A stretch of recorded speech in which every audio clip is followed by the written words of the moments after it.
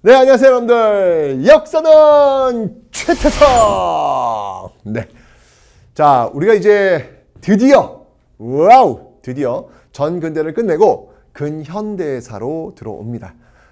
근현대사의 시점이 언제부터일까 뭐 논란이 많이 있지만 일반적으로 강화도 조약 1876년 강화도 조약부터 근대사로 잡는데, 강화도 조약으로 들어가기 전에 놓쳐서는 안 되는 인물이 있습니다. 조선 개혁의 마지막 불꽃, 막 쓰러져 가고 있는 그 조선이라는 배를 다시 한번 일으켜 세우려고 노력했던 한 인물이 있으니 그 인물이 누구다? 바로 흥선대원군이다. 당시 고종의 아빠라고 보시면 돼요. 고종이 나이가 어렸거든요. 12살, 그러니까 초등학생 나이였다는 얘기죠. 그러니까 아빠가 대신 그 권력을 휘둘렀던 그런 인물이 바로 흥선대원군이 되겠습니다. 그래서 흥선대원군을 중심으로 해서 흥선대원군이 대략 한 10년간 정치를 하거든요. 그래서 흥선대원군의 10년을 한번 살펴보도록 하겠습니다. 자, 먼저 흥선대원군 갑니다. 자, 흥선대원군은 정말 개혁가예요, 개혁가. 자, 이 흥선대원군이 펼쳤던 그 개혁의 내용을 한번 좀 살펴보도록 할 텐데, 먼저 내외로 나누어서 한번 살펴보도록 하겠습니다. 여러분들 한자를 별로 좋아하지는 않으시지만 네, 그래도 한번 두 개만 쓸게요. 내와 외. 자, 이 내부적으로는요, 흥선대원군의 어떤 개혁의 목표는 두 가지가 있었어요. 자, 그 두 가지가 무엇이었느냐? 네, 바로 내부적으로는 왕권의 강화. 왕권을 강화시키는 거. 자신의 아들 고종의 힘을 파워시키는 거. 이게 중요했습니다.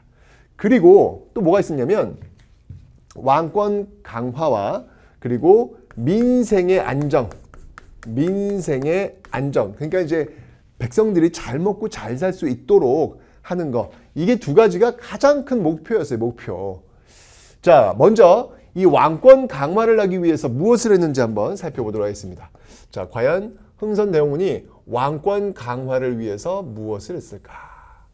한번 볼게요. 하나, 둘, 셋, 넷. 자, 먼저 첫 번째. 흥선대원군은 왕권 강화를 위해서 일단 조선 후기, 특히 세도 가문. 그러니까 이 당시가 되면 제일 큰 문제가 뭐냐면 그 소수 가문들, 몇 개의 가문들, 대표적인 가문들이 어디냐면, 자, 손 한번 들어보세요. 안동김 씨 한번 손 들어보세요. 풍양조 씨 한번 손 들어보세요. 요 가문이 아주 빵빵한 힘을 가지고 있었습니다. 네. 그래서 그 가문들이 권력을 너무 많이 갖고 있는 걸 막아야 되겠다 라고 생각한 거예요. 그래서 그들이 갖고 있는 권력을 누구한테 갖다 준다? 왕한테. 자기 아들 왕한테 갖다 준다. 여기 이제 목표였단 말이에요. 자, 그래서 당시 그 소수 가문, 그들이 장악하고 있었던 정치 기구가 있었으니 그 기구가 어디냐면 바로 비변사라는 거예요. 비변사는 뭐냐면 준비한다는 얘기예요. 변방을 준비하기 위해서 만든 기구라는 건데, 이 비변사는 여러분들 임진왜란을 거치면서 전쟁이니까 변방지역, 전쟁과 관련된 부서예요. 전쟁이 있다 보니까 그 과정에서 권력이 굉장히 커졌고 그게 세도 정치, 세도 가문, 소수 가문에 의해서 장악되면서 그들의 힘을 더 키워주는 역할. 그러니까 왕권을 강화시켜야 했던 이 고종에겐 비변사는 무조건 없애야 될 그런 대상이었죠. 이를 통해서 바로 세도 가문이 움직이고 있는 이 세도 정치를 약화시키려는 그러한 의지가 있었다라는 것을 기억하시면 되겠습니다. 자, 비변사 폐지했어요. 중앙에서는 말이죠. 그럼 지방에서는 어떻게 했을까? 역시 지방에서는요, 여러분들 서원을 또 정리를 합니다. 자, 무슨 말이냐면 서원이라고 하는 건 지방에 있는 학교예요, 학교. 근데 그 학교를 책임지고 있는 사람들이 누구냐면 바로 소수 가문들과도 연결되었고 또는 그 지방에 유력한 어떤 선비들, 이런 사람들이 거기를 장악하고 있단 말이죠. 무조건 흥선대원의 목표는 뭐냐면 중앙의 왕권을 강화시키는 거야. 그래서 중앙에서 비변사 힘 약화시켰어. 근데 지방에 봤더니 지방에 또 그런 권력을 강화시키는 그런 기구, 학교가 있던 거예요. 뭐? 서원. 그 서원에 모여가지고 자기들끼리 그냥 막 정책에 대해서 이야기하고, 아, 형님, 뭐, 우리 선배, 뭐, 이러면서 이렇게 가는 거예요. 이거 없애야 되겠다. 라고 해서 서원을 대폭 정리하고 있습니다. 사실 이 서원 정리는 여러분들, 이 서원 정리는 비슷한 사례가 있죠. 누구에 의해서? 영조. 영조에 의해서 이 서원을 정리했던, 네, 대원군도 마찬가지로 서원을 정리했다. 왜? 서원이 이미 세지면 왕권이 약화되거든. 그래서 그런 모습들을 보이고 있다라는 거 기억하시면 되고요. 그 다음에 하나 이제 마지막으로 볼 게 이제 뭐냐면 중요한 게 있죠. 바로 경복궁의 중건이라는 겁니다. 경복궁의 중건이다. 경복궁 중건. 왜 그러냐면 임진왜란 때 여러분들 경복궁이 다 불타버려요. 그리고 나서 그냥 폐허 상태로 몇백 년 간 거야. 그거를 흥선대원군이, 아니 경복궁이 바로 이 한양의 정궁 가운데 센터인데 여기에 왕이 있어야지 왜 여기는 폐허로 만든 상태에서 왕은 딴 데 있느냐. 주로 창덕궁이 있었거든요. 이건 아니다 라고 해서 왕권을 강화시키기 위해서 경복궁을 중건시키는 모습들 기억하시면 되겠습니다. 이 경복궁 중건이 근데 여러분들 어마어마하게 돈이 들어갈 거 아니에요. 그래서 화폐를 찍어내요. 그 화폐가 뭐였냐면 바로 일당백 해서 당백전이라는 화폐를 찍어내고 있다. 그러니까 화폐 가치를 막 정부에서 돈을 찍어내는데 막 불리는 거예요. 돈이 없으니까. 예를 들면 지금 우리가 이제 5만 원짜리 지폐가 있잖아요. 그죠? 5만 원짜리의 100배는 얼마야? 500만 원짜리 지폐를 찍어내는 거예요. 우와. 근데 이렇게 찍어내면 여러분들 어떤 일이 벌어지냐면 화폐 가치가 폭락을 하면서 물가가 올라갈 수밖에 없죠. 예. 이런 것들은 좀 흥선대원의 좀 실수다. 이렇게 볼 수 있겠습니다. 자, 어쨌든 모든 것의 목표는 다 왕권 강화야. 왕권 강화. 그 다음에 민생을 안정시키기 위해서는 무엇을 했느냐. 자, 당시 여러분들 군대를 가지 않는 방법이 있어요. 남자들이. 지금은 없어요. 무조건 가야 돼요. 근데 그 당시에는 뭐가 있었냐면 포를 내면, 포는 옷감이에요. 옷감은 곧 돈이에요. 그 포를 내면 군대를 안 가도 돼요. 그런데 포를 내고 안 내고의 어떤 그 차이조차 없는 신분이 있어요. 바로 군대를 아예 안 가는 사람들. 그 사람들이 누구냐면 바로 양반들입니다. 양반들은 군대 가지 않아요. 자, 그런데 이 흥선대원군이 어떤 정책을 펼치냐면 바로 호포법이라는 것을 시행합니다. 호포법. 호포법이라고 하는 건 뭐냐면 몇 동 몇 호. 네, 느낌이 오시죠? 집집마다 포를 내도록 하는 거예요. 그 집이 양반 집이건 그 집이 노비 집이건 상관없음. 무조건 포를 내도록 하는 거예요. 이 호포법은 결국 무슨 말이냐면 바로 양반에게도 군대에 가는 포를 부과했다. 라는 역사적 의의. 사실은 이게 맞죠. 양반이라고 군대를 안 가? 특권이야? 뭐 신분제 사회에서는 특권이었죠. 근데 그런 특권들을 이제 서서히 없애나가는 모습들, 이러한 것들이 바로 이 흥선대원군의 개혁이었다라는 얘기죠. 그러니까 뭔가 새로운 나라를 한번 만들어 보겠다. 부정하고 부패했던 세도 정치, 정말 매관 매직, 관직을 돈 주고 사고 막 팔고 이랬잖아요. 이런 거 하지 말고 정말 진짜 나라 한번 만들어 보겠다 라고 해서 흥선대원군은 움직이고 있는 겁니다. 이게 대내 정책이고요. 또 있어요, 여러분들. 대외 정책을 한번 살펴보도록 하겠습니다. 자, 흥선대원군의 대내 정책 한번 살펴봤고요. 흥선대원군의 대외 정책을 한번 살펴보도록 하겠습니다. 자, 바깥 외자를 써서요. 자, 이 대외 정책에는요, 여러분들 어떤 정책이 있냐면 흥선대원군은요, 이 당시에 서양 열강들이 이 아시아 쪽으로 자꾸 침범해 들어오고 있는 상황이었어요. 그래서 여러분들 중국도 영국에 의해서 강제로 문이 열렸고요. 일본도 미국에 의해서 강제로 문이 열려요. 그들이 와가지고 우리랑 통상하자. 통상할 거야, 안 할 거야? 안 해? 그러면 빵! 빵! 빵! 이렇게 포를 때리는 거예요. 결국은 이 흥선대원은 여러분들 통상수교 거부정책, 통상수교 거부정책. 우리는 중국이나 일본처럼 그렇게 하지 않겠다 라고 해서 통상하지 않겠다. 중국이나 일본이 문이 강제로 열렸잖아요. 근데 흥선대원은 너희들과는 상종하지 않겠다 라고 하면서 통상수교 거부정책을 취하고 있습니다. 자, 어떤 일들이 벌어지고 있는지 한번 살펴보도록 할 텐데요. 자, 먼저 여러분들, 자, 이렇게 놓고 한번 볼게요. 첫 번째 사건. 그게 뭐였냐면, 그러니까 이 과정 속에서 통상과 관련된 어떤 그 사람들, 그 외국과 관련된 그 사람들, 대표적인 사람들이 누구였냐면 선교사들이었어요. 선교사. 이 선교사들을 처단! 너희들은 앞잡이야! 종교, 바로 그 서양 제국주의들의 앞잡이지! 라고 딱 죽여버리는 거예요. 그 과정에서 흥선대원도 어떤 일이 벌어졌냐면, 바로 병인박해라는 게 벌어집니다. 병인박해.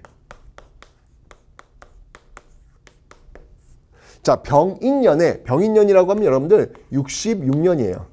1866년이에요. 1866년. 이 프랑스와 프랑스 선교사들을 처형했던 천주교 신자들과 프랑스 신부들을 처형했던 사건이 바로 병인박해가 되고 있습니다. 그 다음에 또 뭐가 있냐면 두 번째 이 평양 대동강변에 제너럴 셔먼호가 들어옵니다. 미국 상선 제너럴 셔먼호. 미국 상선 제너럴 셔먼호가 들어옵니다. 역시 마찬가지로 이것도 1866년인데요. 이건 미국이에요. 자, 이 두 사건들이 벌어지니까 이걸 어떻게 해결할 것이냐? 흥선대원은 넌 안 해! 거부야! 통상수교 거부! 이렇게 나오는 거예요. 자, 그래서 이제 이 병인박해와 제너럴 셔먼호가 문제가 되면서 사건들이 벌어져요. 프랑스가 이 사실 안 거야. 프랑스 선교사 죽인 거 안 거야. 뭐? 너희 미개한 이 새까맣게 조그만 것들이 이 선진국 프랑스인들을 죽여! 너희들이 한 명 죽였으면 우리는 1000명 죽인다. 라는 식으로 공격을 해 들어옵니다. 자, 이 병인박해가 원인이 되어서 일어난 사건, 그 사건이 바로 병인양요입니다. 그러니까 그 해에 병인년에 서양인들이 어떤 소동을 일으켰던 사건이라는 거예요. 자, 이 병인양요는 이때 이제 활약한 사람들이 있어요. 예, 그런 사람들까지 한번 여러분들 좀 봐두셔야 되는데, 먼저 이 병인양요, 이건 누구랑 싸운 거죠, 여러분들? 프랑스와 싸운 거예요. 어디에서 싸웠는지를 좀 주목하실 필요가 있습니다. 바로 강화도. 네, 강화도에서 싸우는 그런 모습들을 보이고 있습니다. 자, 그러다 보니까 여기서 어떤 것들인지 한번 볼게요. 이 병인양요 과정에서 네, 병인양요 과정에서 여러분들 기억할 것들이 있습니다. 뭐가 있냐면 활약한 인물들이 있어요. 프랑스가 쳐들어왔죠. 그러니까 일단 게임이 안 돼요. 워낙 프랑스가 무기가 좋아요. 딱 조준한 거, 대포를 딱 조준한 다음에 딱 목표점을 잡은 다음에 그냥 쏴요. 꽉! 우리도 대응해요. 어떻게 대응하냐면 우리는 툭, 팡, 슈 날아가잖아요. 그 다음 효과음 꽝이잖아요. 근데 우리는 슈 날아가면 쿵이에요. 안 터져요. 우리는 터지는 게 아니에요.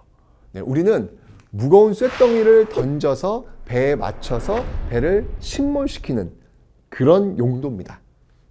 근데 중요한 건 뭐냐면 서양 배는 철갑선. 네, 진짜 이 철로 만든 아주 엄청 단단. 게다가 사정거리도 굉장히 길어요. 그러니까 우리는 쏴봐야 닿지도 않는 거죠. 게임이 안 되는 거예요. 그러니까 얼마나 많은 피해를 받겠어요. 가볍게 강화도라고 그랬죠? 강화도를 점령해 버립니다. 누가? 프랑스가. 근데 우리가 누굽니까? 저항의 민족 아닙니까? 가만히 있을 수 없지. 이때 이제 활약했던 대표적인 인물이 누구였냐면 바로 양헌수라는 분이에요. 네, 이 양헌수가 바로 정족산성에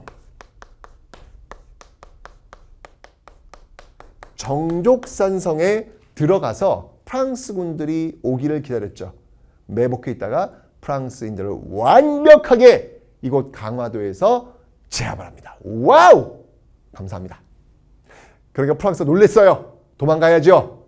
도망갈 때 뭘 했냐면 참 나쁜 짓을 했어요. 예, 바로 외규장각.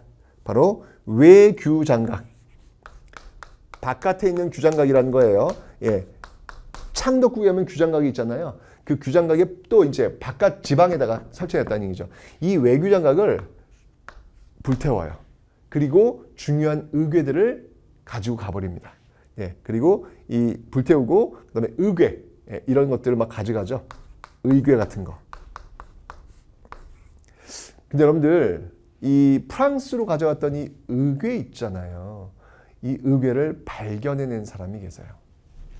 이 프랑스 의궤를 발견해낸 사람은 바로 박병선. 네, 이 의궤를 가져간 사람은 바로 박병선 박사님. 지금은 돌아가셨어요. 예, 몇 년 전에 돌아가셨는데 이 박병선 박사님은 여러분들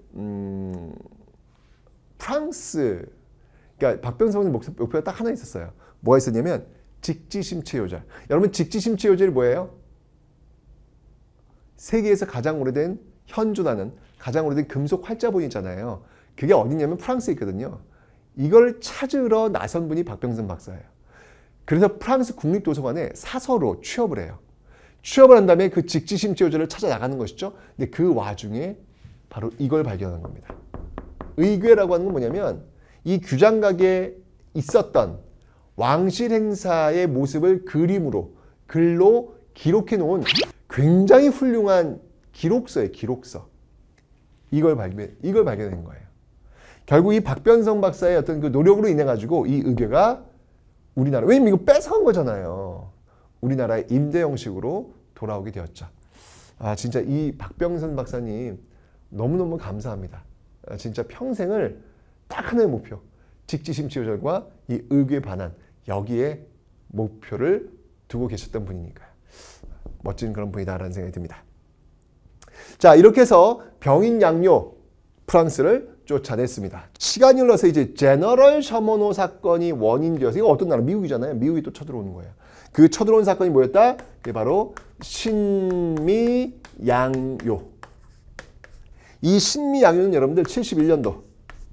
예, 신미양요는 역시 마찬가지로 강화도.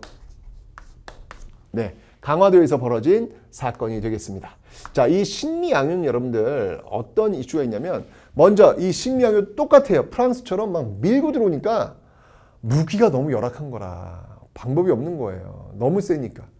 결국은 많은 분들이 돌아가시는데, 끝까지 정말 싸웠던 그 분들, 그 장수가 바로 어제연이라는 분입니다.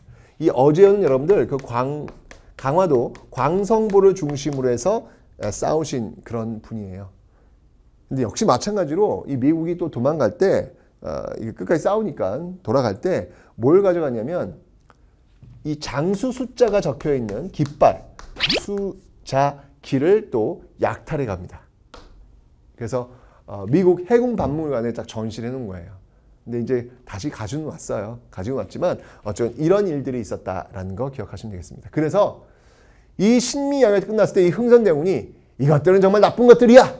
그저 다른 나라를 호시탐탐 침략만 해. 너희들과는 전혀 통상하지 않을 거야. 라고 해서 세운 비석이 있어요. 그 비석이 바로 척화비. 네, 그 비석이 바로 척화비더라. 이걸 땅 세우고 있더라. 라는 거 기억하시면 되겠습니다. 그러니까 흥선대원군 때 여러분들 얼마나 많은 일이 생긴 거예요. 그죠? 굉장히 많은 일이 생겼구나라는 걸 알 수 있고요.